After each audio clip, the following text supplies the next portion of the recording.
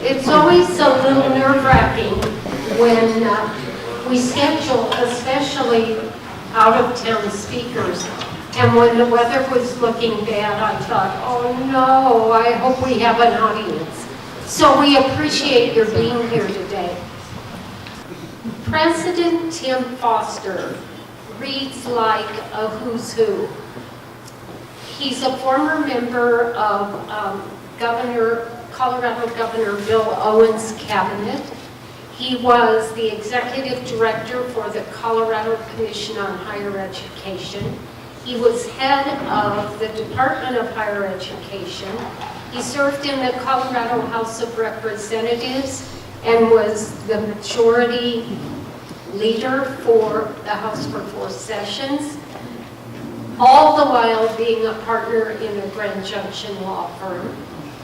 He served on the Board of Governors for the Colorado Bar Association, the board for Powder Ski Area, chairman of the Grand Junction Economic Partnership. He has a bachelor's in economics, a master's in mineral economics from School of Mines, and his Juris Doctorate is from University of Denver. Highly accomplished, but his biggest accomplishment has got to be CMU. He was hired as president in 2004, and if those of you who were here then can conjure up the picture of Mesa State College, we were happy to have it. Maybe sleepy isn't the right word to describe it, but what has happened to that school since 2004 is remarkable. He's made it a full-blown university. It's the fastest growing school in the state, and that campus is now beyond our wildest imagination back in 2004. He's the vision, he's the spark, he's the energy. I'm really proud to introduce to you President Tim Foster.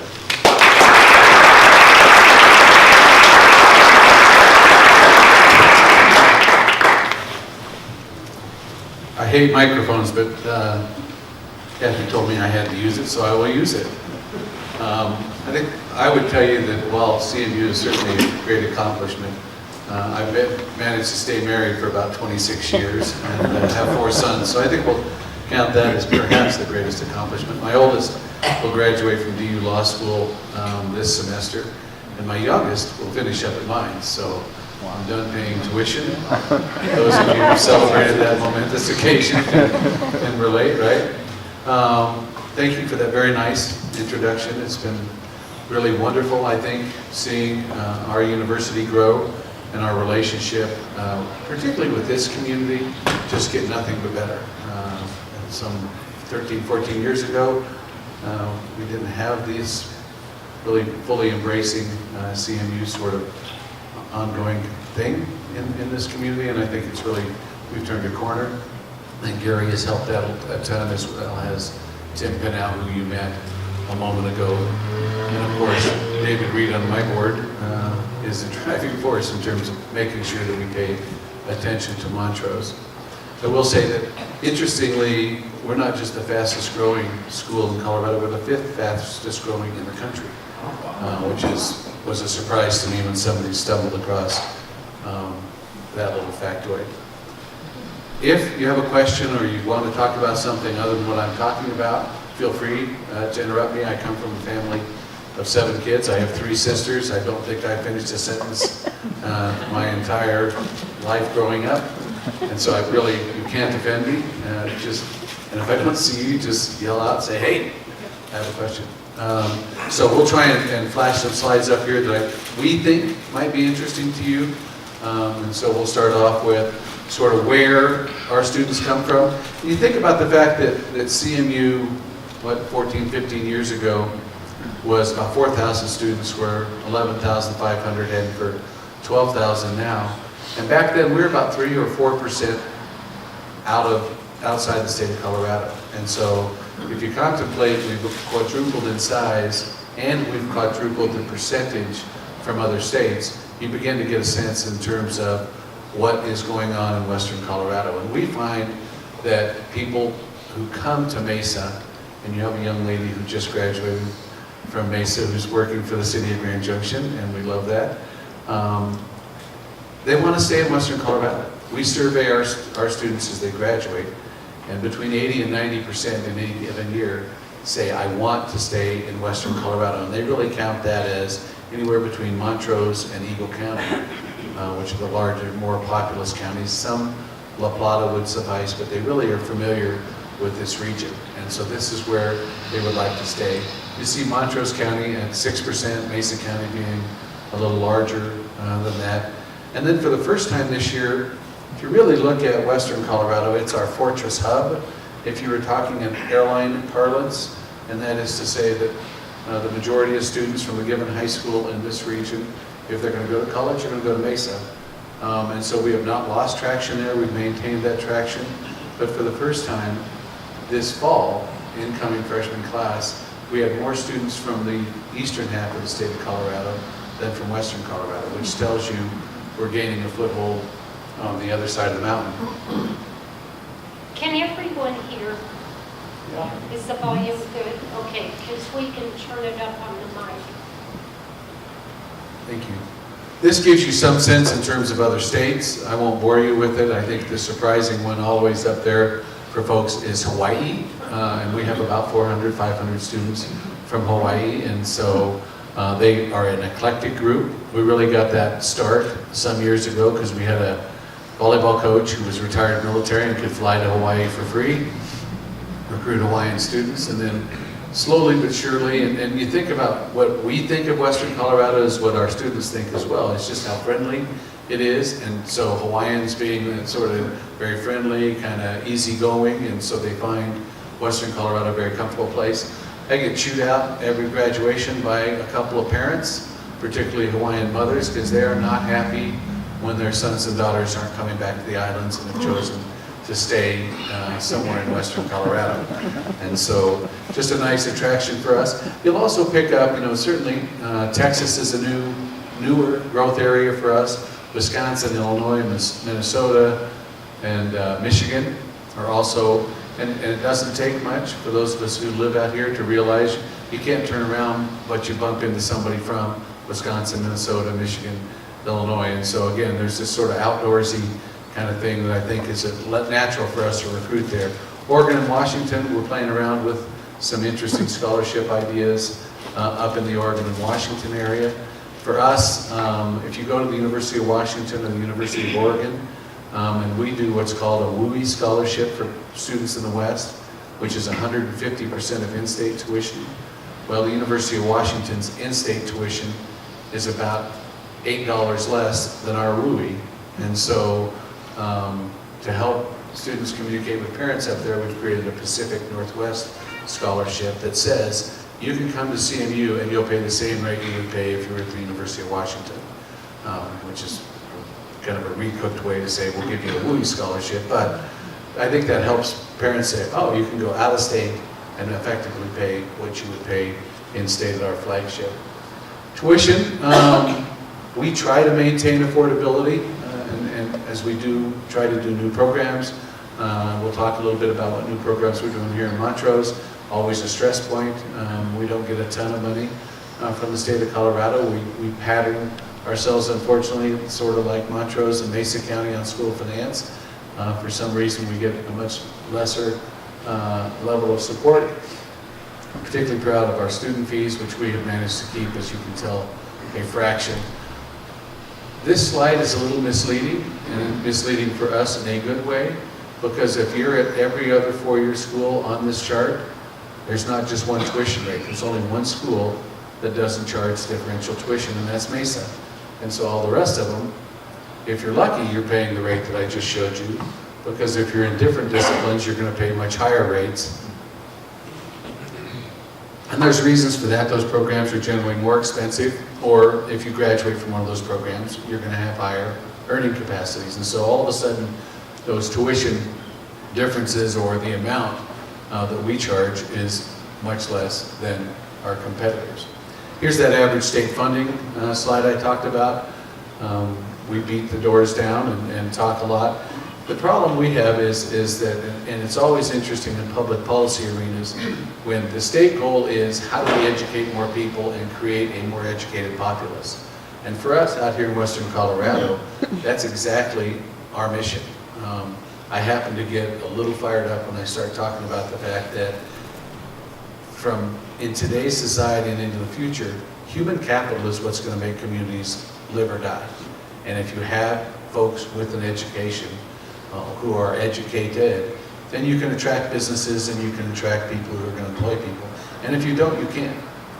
And I put it on par, no offense to my friends in the city and those men from all over, put it on par with roads and streets and water and sewer, because you can have the best roads in America, and if you don't have an educated populace, not many businesses can locate in our communities. And so our role is really how do we change that dynamic, and we have done so fairly dramatically. Interesting, I always think, if you take Montrose, Delta, Mesa, Garfield, and Eagle, you have upwards of 75% of the population of Western Colorado. And those counties are not as educated as the overall state. And so the question is, how do we change that dynamic and have us pull the average up? And I think then we begin to see continued economic prosperity. First-time, full-time degree-seeking students, at what rate do you retain them? That's from fall to fall. This is sort of a very traditional measurement that the feds like and everybody likes. I will tell you, and I give a lot of credit to Tim Pinham and folks in our academic unit, to go from 60%, 57.5% to 75%, a school that moves 2 percentage points celebrates. To move by a third is remarkable. And they were freaking out back when I came and said, I want to be at 80%, guys. And they told me, no way. And I will tell you, we will. We just did a review yesterday, and we're doing a lot of different things. And one of those is, how do you support students? Because obviously, if we're attracting students from Western Colorado, which I told you is less educated than the Front Range, then you know we're going to get a lot of students who are first generation, right? I mean, it just one comes from the other. And first gen kids need certain things in their lives, and some of those are, how do you succeed in college? And so one thing we've done is we track their cell phones. So your cell phone and my cell phone when you come on campus. What did we say yesterday, Derek? 760 wireless points on our campus, to maintain the strength of that signal. And so as you move around campus, your cell phone is going to ping off of different wireless locations. So I can tell if you're in your dorm room, I can tell if you're in the dining hall, I can tell if you're in class or not, and all those sorts of things. And so, creepy to you and I, but I will tell you, we gave everybody an email and said, okay, here's the deal, we're going to track you, and we're going to track you because we want to help you. And out of almost 12,000 students, we had 75 opt out. So this is a generation that says, well, of course you're going to follow me, you're going to track me, that doesn't bother me. And so what we do with that information is, in real time, we can say, you know what, you missed 2 classes this week, and so now their faculty advisor is going to ping them and say, you didn't make class, what's going on? And in that data you can see, everybody starts going to class. First couple weeks they start to drift down a little bit, they get pinged, boom, goes right back up. And I will tell you the retention rate fall to spring and GPAs and everything else correlates 1-to-1 with exactly that sort of behavior. And so what it does is it gives us the ability to reinforce that they get to class. It also gave us a couple opportunities we didn't anticipate. We had a young woman in the first 3 weeks of classes had not left her dorm room. Her RA had no idea. So we reached out and she went home because, quite frankly, she was probably at risk of doing some sort of harm to herself when she's not moving at all. And so that was an eye-opener for us that, oh, okay, we hadn't thought about that. We really were thinking about the academic side, but that one gave us something to help our RAs with. So there is a lot that goes behind that. That's just the kind of most recent iteration. I will tell you, when we rolled that out, the first question I got at Faculty Senate was, are you going to track faculty cell phones? And of course I said, not yet. I didn't say not yet, I just said no, because we would have had a revolt. New programs, we think it's really important that we stay fairly agile and continue to adapt. At our heart and soul, we are a liberal arts institution. I'm the product of a liberal arts education. I get a question probably every board meeting, what are you going to do to educate those people for jobs that don't exist today? And then the question back is, great, what's the skill set? Well, I don't know, the jobs don't exist. Well, okay, then the answer's got to be, you want people who have a good work ethic, which certainly getting a college degree is a communication that they do, can communicate well, can analyze things, can work well, can adapt to change. That's a liberal arts grad. But there's also a ton to be said for specific programs, which are either certificates, 2-year, 4-year graduate, career ladders. One of my sons got a political science degree. You can guess which one's graduating from law school, right? So at the time, I'm telling him, what are you going to do with a political science degree? Well, he got a landman certificate. So there are things you can do and go, I'll get the general liberal arts degree and I'm employable in a general context, but I can also get something a little more specific that if I'm out looking actually for a job and I can say I have those skills. More locally, we made a pretty significant investment here. Whether there's enough manufacturing right now to support these programs, I will tell you these programs will attract and be an asset as you're talking to small and medium-sized manufacturers. And so both welding as well as machining being set up in the building, what do we call that building? The Cascade Hall. Cascade Hall, thank you, Gary. And so we've got students, high school students as well. I think we have some non-trads that are coming in. We're going to do some evening classes. We were chatting about that on the way down. But if you know somebody that's interested in machining and welding, you have those programs. We have those programs right here in Montrose. Graduate programs in that same genre, physician assistant. And when you look at the ratios of medical providers in western Colorado, mind you, the ratio for rural communities across the country is going to be higher, i.e. more people, fewer healthcare providers than it is going to be in urban areas. And then you start to see how bad those ratios are out here in western Colorado. And it's for that reason that we do a nurse practitioner program, as well as a physician assistant, as well as occupational therapy, because those are all professions that will help change that dynamic. And again, students who come out here, we had in excess of 500 applicants for 16 positions in our PA program, which I found absolutely shocking. We will grow that program, I think, to about 26 or 28 students per cohort here in the next year or so. But phenomenal in terms of how much interest there is.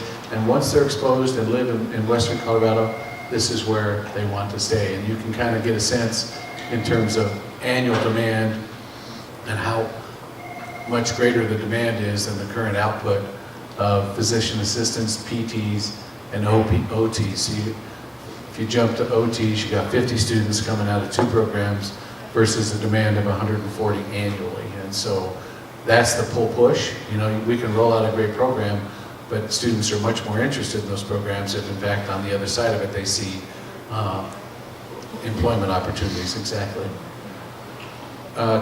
Engineering, as you know, we managed to get CU to come over, and they offered mechanical engineering. And those of you who've heard me before know that we had a long talk. They originally, CU came and said, we would love to do a 2+2, which is students go to CMU in Montrose or Grand Junction for 2 years, and then they transfer to Boulder. And we told them, no, communities that see manufacturing have engineering schools because engineers come out and tend to start businesses or help those businesses grow. And so we actually had a little contest between CU and CSU. I would have bet you the farm that CSU would have been our partner as a land grant institution, more in their DNA to go out to different places. But Hank Brown was president at CU at the time, and those of you who are as old as I am remember Hank represented this part of the country in Congress. So he took $1 million out of the president's office and put it on the table.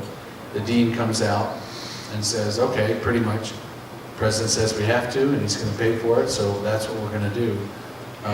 He also opined that he did not think that that program would attract enough students. We have in excess of 600 students enrolled in the CMU CU program on the Mesa campus, and so We've gone past mechanical, added civil, and now most recently computer electrical engineering, which is one discipline. They've combined the two together. And so those sorts of things, again, these are students who come here, they get those educations, and they want to stay here.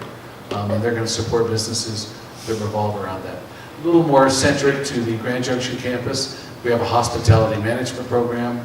Part of that is how do you give kids, students experience in hotels.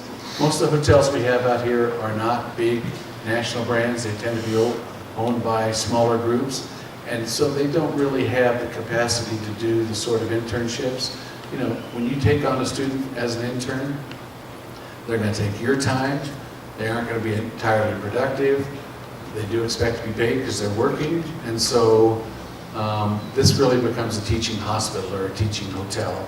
And so that's exactly what it's going to do. It's being managed by a third-party group that has hotels in western Colorado, as well as on the Front Range and some in the deep south. And so 60 beds, not huge, but it is what they call a choice hotel, I think is the right term right there, which is a very high-end boutique hotel brand that we'll be able to keep. Here is that chart that really reflects for you how educated or how uneducated we are not. And so this is really, how do we peel this onion? The green communities in western Colorado, those of you in this room, when I show this to other folks, it takes a little more explanation, but most of the green have a nationally or internationally known ski area.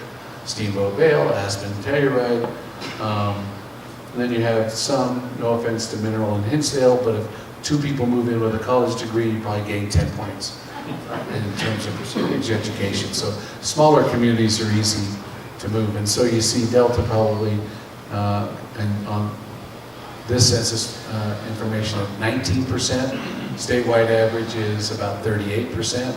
And so you see that we got a lot of distance to make up.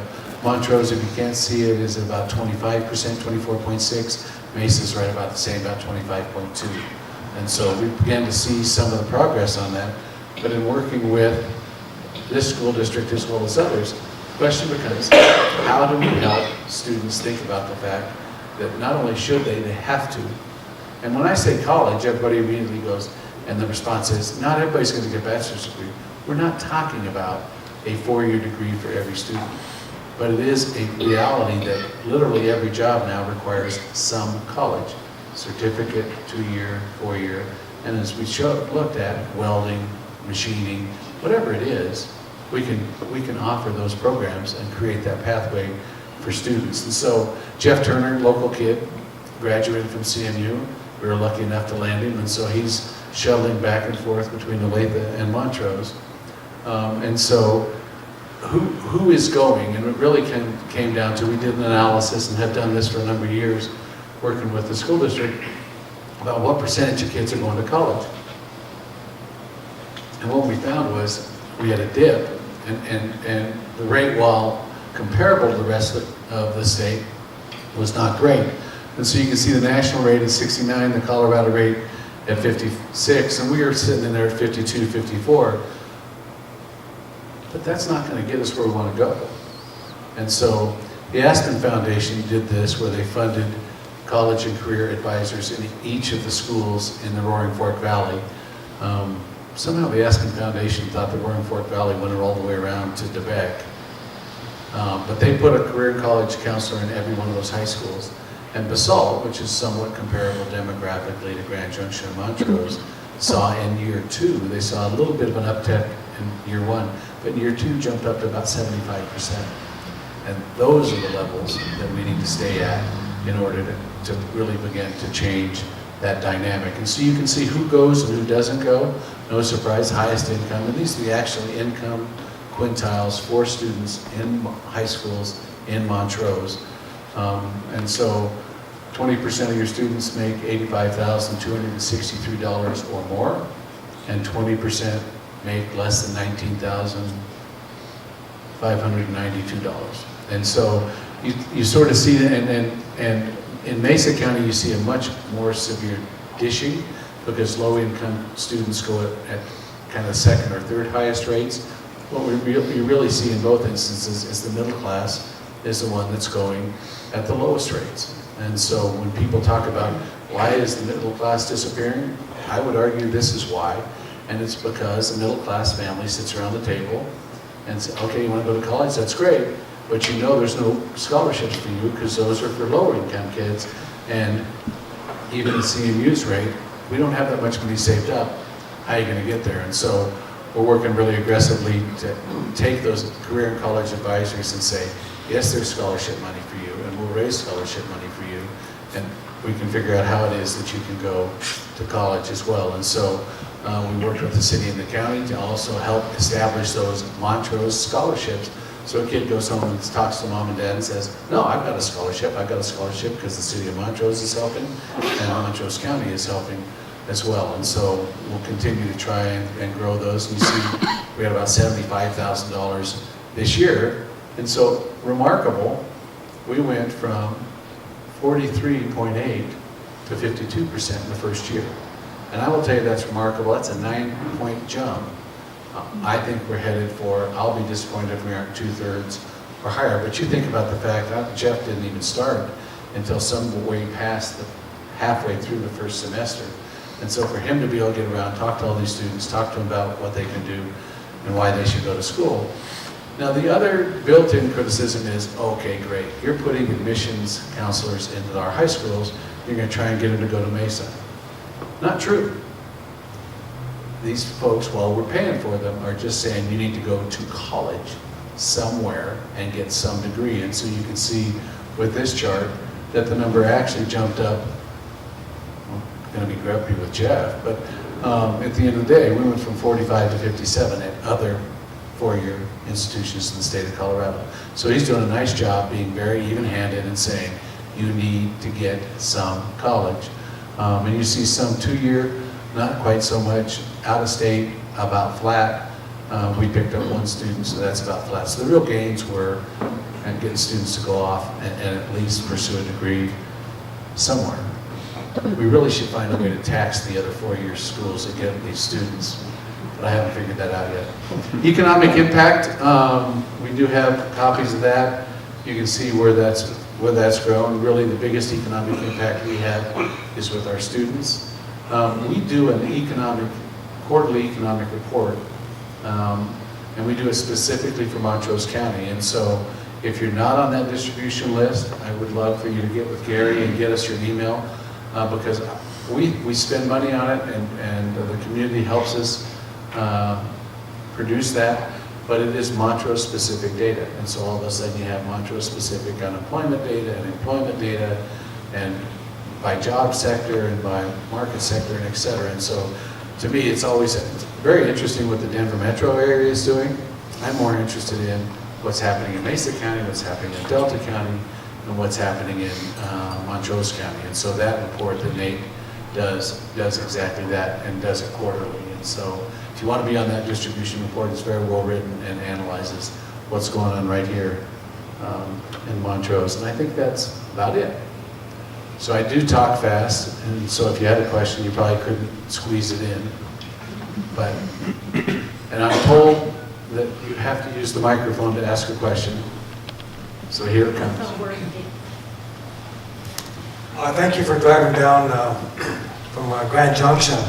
A very good talk. I have a question about the population ratio to primary care physician ratio in Montrose County of being 8,000 to 1. I know I go to a medical group of 4 family care physicians, family practitioners. So I don't really think that ratio is correct. You know, the source is a federal source, and so we just pull that data down from what they report, and that's what they talk in terms of number of caregivers for the Montrose population. It's not even close.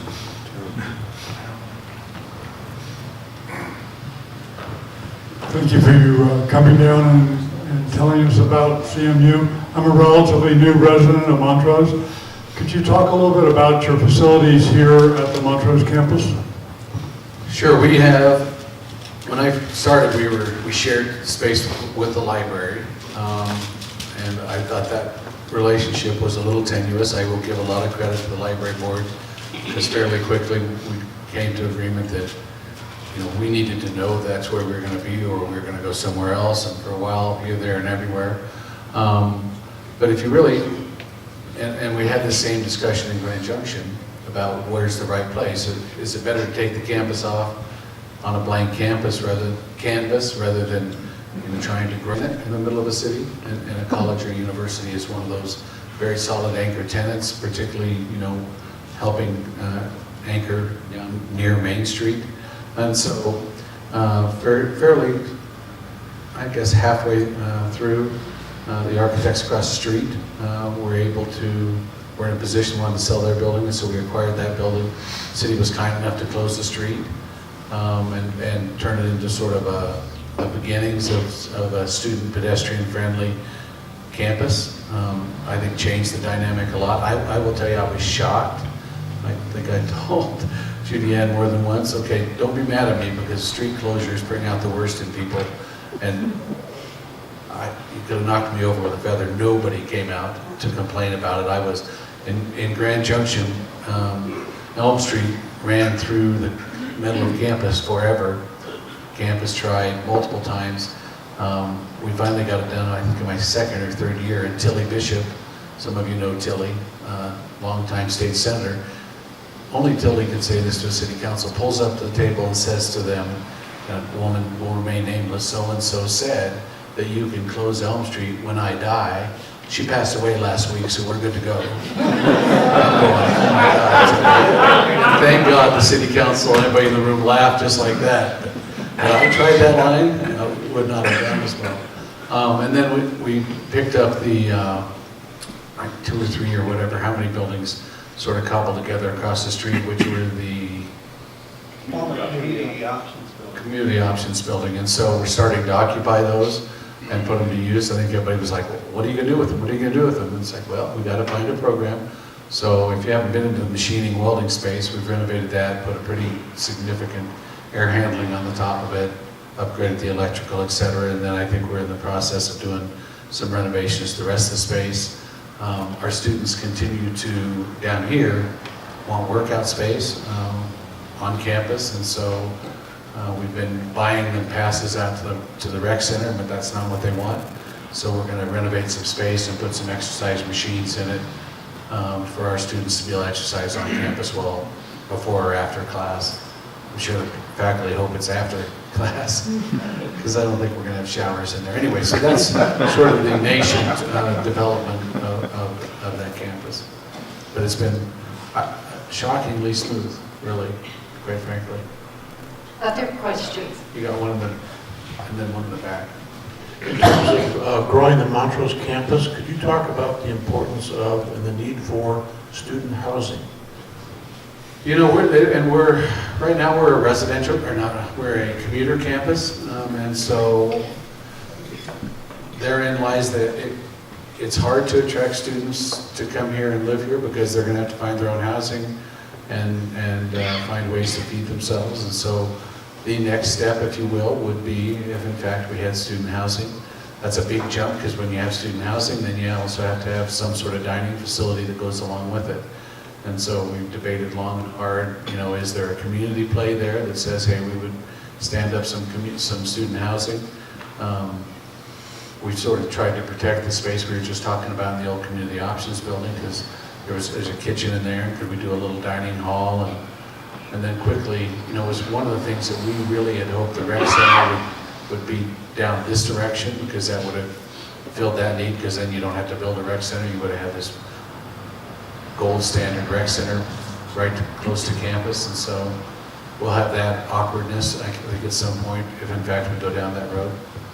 But the next jump, right now, we're serving folks in this region, and giving them very easy and affordable option, particularly, I want to save the money, I don't want to go off and live on a campus, or I'm working, or I have a family, and I'm going to do as much of staying in town as I can. And then we've tried to do as much online to enhance that as well, so that people can get educated here. But there's an upper ceiling at some point, although again, even at 54%, another 20 points on that scale would do a lot to And we have a lot of capacity classroom-wise in that building. Our classrooms are almost exclusively at night. Not a lot of stuff going on during the daytime.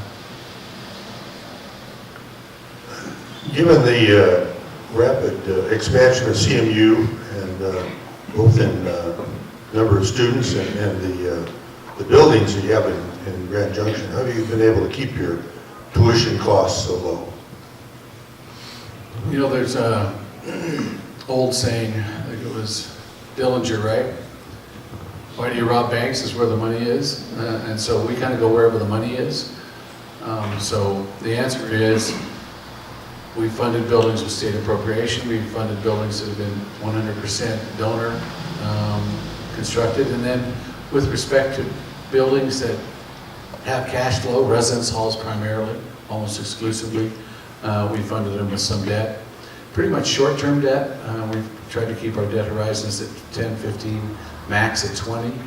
And I tell you, the rates we've gotten we got a 2.8% interest rate on the engineering building. We got a 3 on one of our residence halls, and so, boy, if you get those kind of rates, so interest rates have been really good to us in terms of having the capacity to speed that up and retire those. I come from that era when you would have killed for something 11, 12, I remember 18, 19% interest rates, and so we wouldn't be able to do what we've been able to do had interest rates not been where they are. And at some point they're going to go. I keep saying this, as trained as an economist, at some point they're going to go up. They keep not going up, and that's good for us. Some of those are variables where we lock them in for 3 to 5, and then we try to get them paid off as quickly as we can. But we manage it. I'm still surprised. We're still the only school in Colorado that doesn't have deans. That'll make Tim Pinow wince a little bit. But when I first came, we were in the red. And if you think about it, you have president, vice president of academic affairs, or provost, deans, chairs, faculty. And so we were spending in excess of $1 million on deans. And so we put together a committee, as you always do on a campus, to say, do we really need a dean? I mean, what does that add to the dynamic? One of the things the dean is supposed to do is to, chairs evaluate faculty, but they're very close to faculty, so it's really difficult to say, you're not doing very well. And in particular, given the culture and personality of faculty, it's really hard for them to do that as well. And so deans were supposed to be all right, I'll be the bad guy, and I'll change that score, because we both know, so you can give them a medium to good score, and I'll give them a really bad score, and I don't have to live with them. So we looked at 5 years worth of reviews, and we didn't find one score that had gotten changed. So that whole theory was a hollow promise.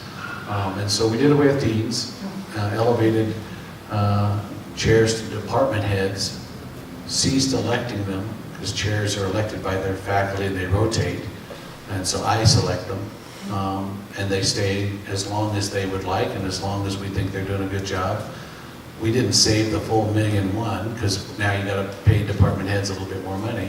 We probably saved $750,000, which dropped right to the bottom line, which then gives us cash to be able to invest in things. And the problem with the campus, the old adage, and I'm boring you, I know, is how do you do a higher ed budget, right? How much money do we have? Because you spend every penny. And if you spend every penny, if you think about it, we start a welding program, I guarantee you, it will lose money. It's a small business. It will lose money for 3 to 5 years. Because it takes time for people to say, oh, there's a welding program. Oh, I'm going to sign up. And so, first semester you're going to have 2 students, then you're going to have 10, then you're going to have 20, and you get to break it even, and then you get to actual profitability in those programs. But if you don't have money, if you're spending every dime, you can't start any new programs. And when you can't start any programs, then you can't grow, because you don't have anything that anybody's interested in. You get this cycle you get into. And so simply doing away with deans was the first sort of drop in that bucket to give us revenue to say, okay, somebody's got a good idea, let's do a new program. PA program, we lose $500,000 a year on that, and I think we'll lose $300,000 this year, I mean, a very expensive program, but in about the 4th or 5th year, it actually starts to break even. Longer answer than you wanted, but Jim, thanks for your heart for our community. Question with reference to the jobs and having an educated workforce and the chicken and the egg versus having attracting businesses to come here. It's kind of a chicken or the egg kind of thing. What's your opinion on that? Is it a chicken or the egg? well, I think it is a chicken or the egg, and we're one of them. We can be the chicken or we can be the egg. But, and people sort of say, you know, I run into people, you're going to get these kids, go get a college degree, they're going to spend all this money, there's no job for them. So you should be ashamed of yourself. And I say, well, you know, no, because there's a job for them somewhere. I know what their future is if they don't get, you know, at least some college, 2-year, 4-year, whatever it is. But in a grander scheme of things, you know, Lockheed Martin was just in Grand Junction talking about doing something there. And they don't go to places and go, there's nobody educated here. Hey, let's put a plant here and try to get people to move here. When we did civil engineering, Armstrong Engineers is a nationally known aeronautic engineering company. And their problem was, we hire civils to come here and they stay 2 to 5 years and move because they don't want to be here. And they've moved a spouse begrudgingly because I have a job, as compared to if you have a program and students have selected this place and they sort of grow up in this environment and they say, I would love to stay here. And so we are the, how do you create this cadre of educated people who want to live in this place and want to stay here? And I tell you, Lockheed was most intrigued, and they sort of, you know, I tell them, 80 to 90%, we survey, we'll make up that number, we survey seniors and say, where would you like to live when you graduate from Western Colorado, right? And so they actually grabbed a bunch of students as we were walking them around the engineering building, and you know, I'm from so-and-so, well, I want to be in this region. And that got them more excited than anything else, because they face the same problem, although in Boulder, where they hire people and they can't afford to live there, although they're paying pretty good salaries. And so they're in that Silicon Valley problem of, you know, to live here, I would have to escalate my pay scale across the board for my employees to be able to stay here. And so now I've got this turnover thing that's driven, they want to live here, but they can't afford to live here. And so they're looking for places where people want to live and can afford to live, and have people that have educations and skill sets that can support their businesses.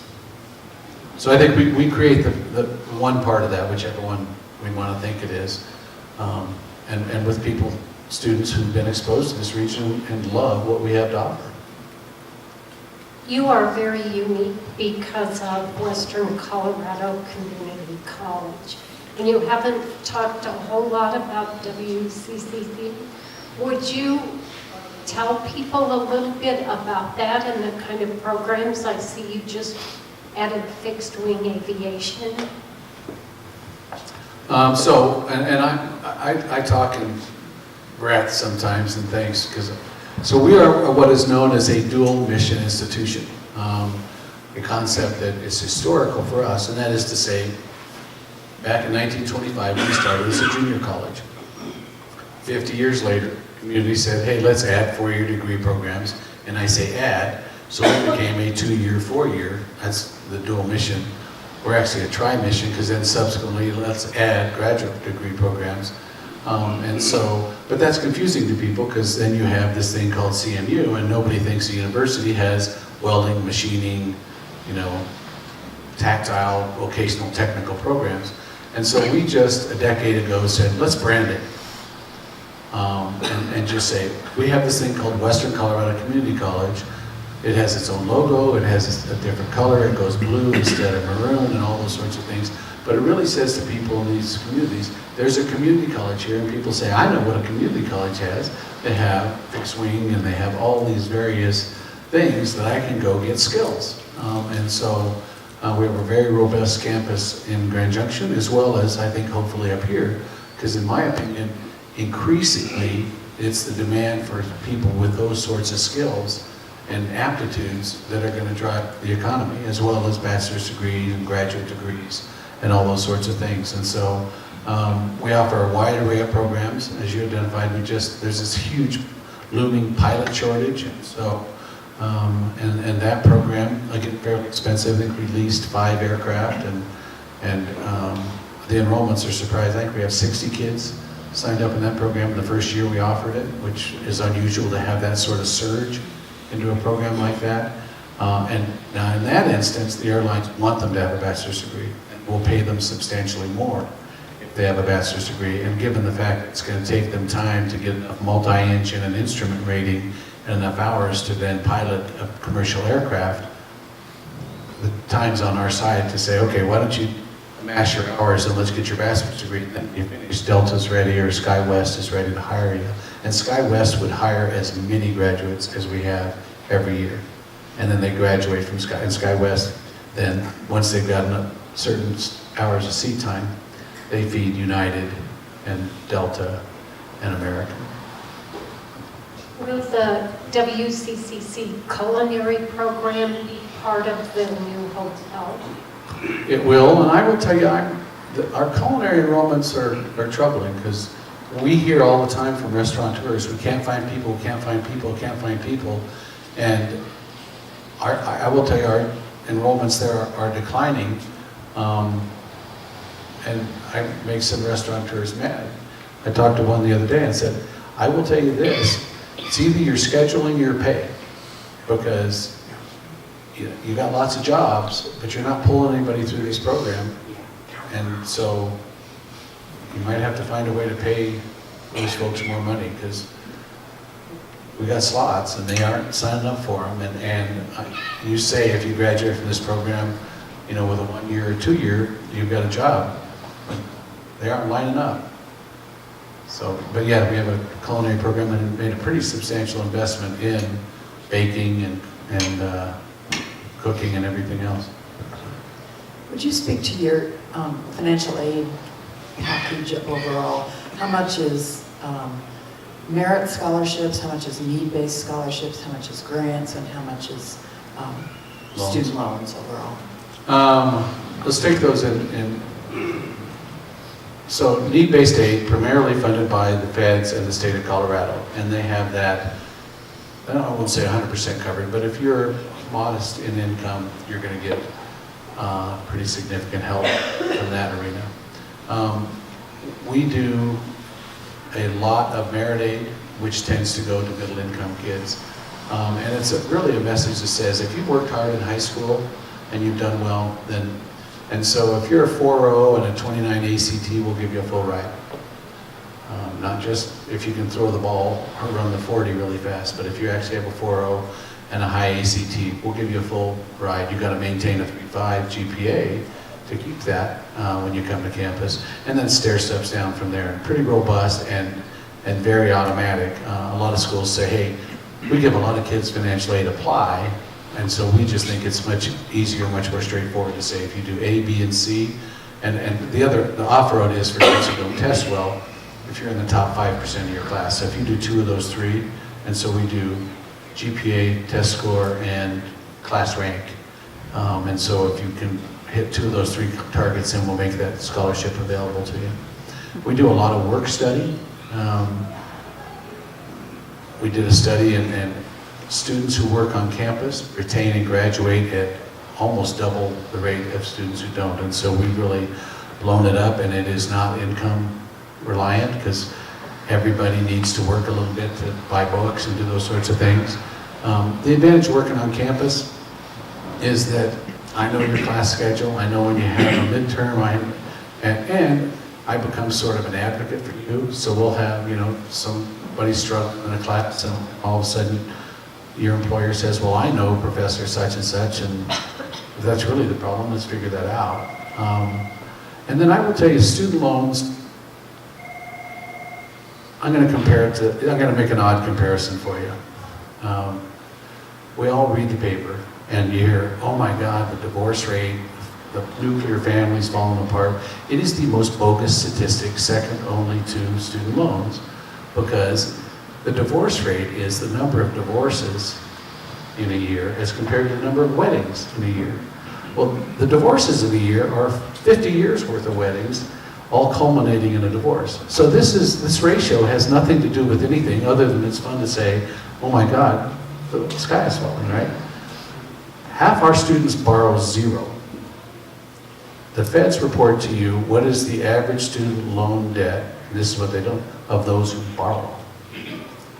Okay, so our average student loan debt is $17,000 of those students who borrow money.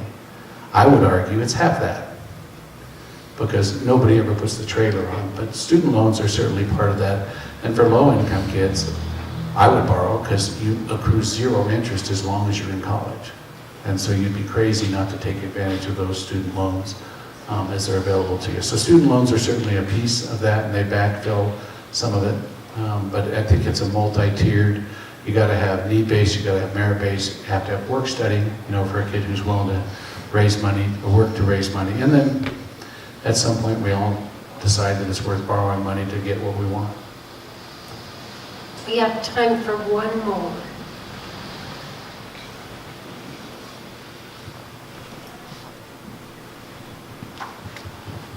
I'm interested in hearing, is there a way to help the Montrose campus with scholarships and financial aid when they don't have very many work-study opportunities? Maybe, and they have to pay their own housing because they can't really qualify for on-campus housing. There is, and we have had a number of donors. We're always looking to fundraise, and I'm sure Gary will buttonhole you afterwards and say, here we go. I do give a lot of kudos to the communities in Grand Junction and down here in Montrose. You will not find another campus in the state of Colorado where those communities are actually putting money into scholarships for kids. There's one of the local reporters in the Grand Junction didn't believe me when I said that, started calling around all the campuses to say, hey, Pueblo, CSU Pueblo, PCC, Pueblo Community College, doesn't Pueblo get? No. Adams and Alamos? No. Boulder, of course not, they sue them. Colorado Springs, Denver, I got calls from presidents saying, how do you get that? I said, I don't know, it's sort of in the water over here. You guys get some of ours, maybe you could work that out. But at the end of the day, that's a huge base for us to have a community reflected by its elected bodies supporting students in the community. But there's way more demand in terms of financial aid than we could possibly meet. And you're left with that. I will tell you, every year when we do tuition hikes, but it's a quality thing. It's a quality versus price, and how do you balance that? Because obviously, I can't afford a Maserati, couldn't fix it, right? But I also can't afford to buy a broken down car that's not going to run. And so, faculty wins when I compare an education to cars, but at the end of the day, we have a I think we're at 92% less than 40 students in average class size. That's not an efficient modality. Efficient modality, go to Boulder, go to Fort Collins, put 1,000 kids in there, put one guy up here to talk to them, hire a bunch of students to TA. That's efficient. That's not quality, in my opinion. And so we don't allow teaching assistants on our campus. I interview every faculty, as does Tim, before we hire them, to say, here's our culture, here's what we're looking for, and that's expensive. And so, but yeah, there's lots of room for additional support on financial aid. And thanks, you guys have been a great audience. I'm sure I'm not the most scintillating early morning speaker, but thanks for taking time. And we appreciate your support.